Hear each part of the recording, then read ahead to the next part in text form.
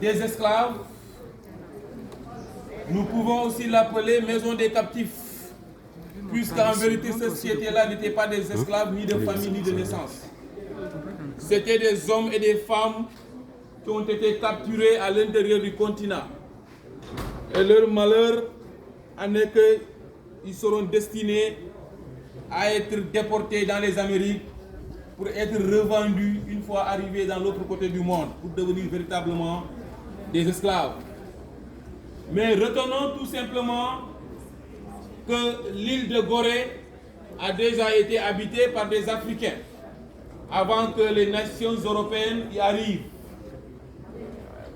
Et ces Africains en ont même eu cette belle idée de baptiser l'île de Gorée en langue locale. Ils l'appelaient à l'époque Ber. Ber en langue locale, ça signifie lombrine.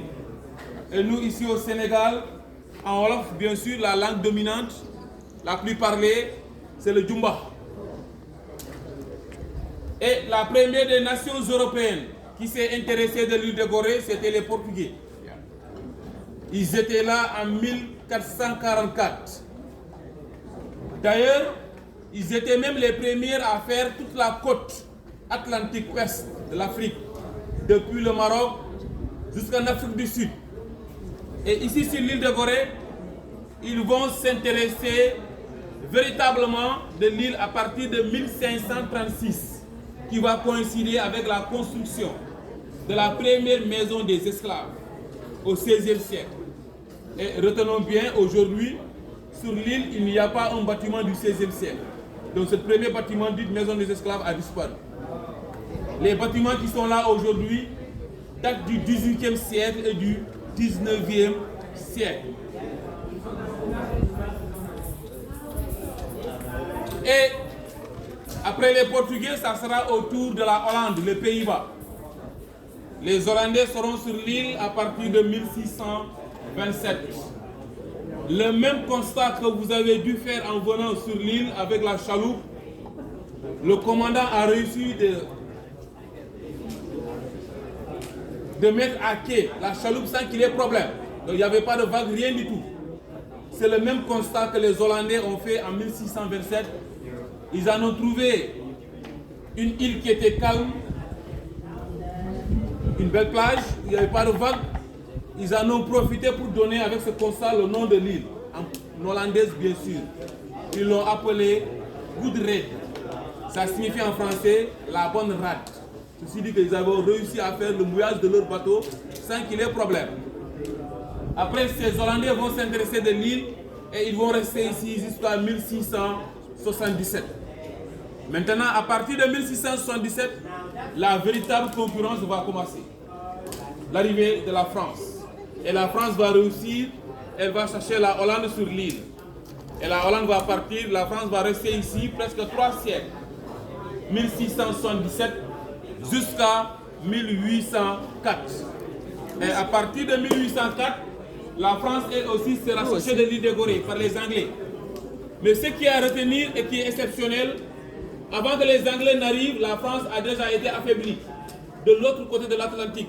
Nos ancêtres à nous, des Africains qui ont été déportés dans les Amériques, vont s'organiser de l'autre côté, ils vont former leur armée à eux et ils vont faire la révolution. Et ça sera la création de l'État d'Haïti en 1804. Ce sont des Africains qui vont battre la France. Et c'est en cette même date, ici à Gorée, les Anglais vont arriver, ils vont trouver une France qui était affaiblie, ils vont les chercher. Et la France va retourner là où ils étaient à Saint-Louis du Sénégal, Ndar. Ils étaient là-bas depuis 1659. Après, les Anglais vont rester ici, 1804 à 1817. Le constat est que ces Anglais n'avaient pas senti la nécessité de rester sur l'île de Gorée. Définitivement, ils vont trouver la solution. La solution, c'est d'aller trouver la France à Saint-Louis du Sénégal pour négocier avec elle.